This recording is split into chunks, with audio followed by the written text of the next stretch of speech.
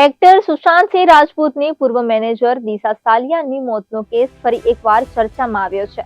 આ મામલે મુંબઈ હાઈકોર્ટે શિવસેનાના નેતા આદિત્ય ઠાકરને ક્લીન ચીટ આપી છે. હાઈકોર્ટે ઠાકરેને ક્લીન ચીટ આપતા કહ્યું કે દિશા સાલિયાની મોત કોઈપણ પ્રકારનું ષડયંત્ર નથી, આ આપઘાતનો મામલો છે.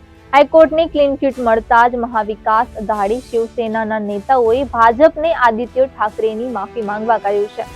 મુંબઈની હાઈકોર્ટે કહ્યું કે દિશા સાલિયાનું વર્ષ 2020માં મોત થયું હતું. તેમાં કોઈ શંકાસ્પદ એંગલ મળ્યો નથી.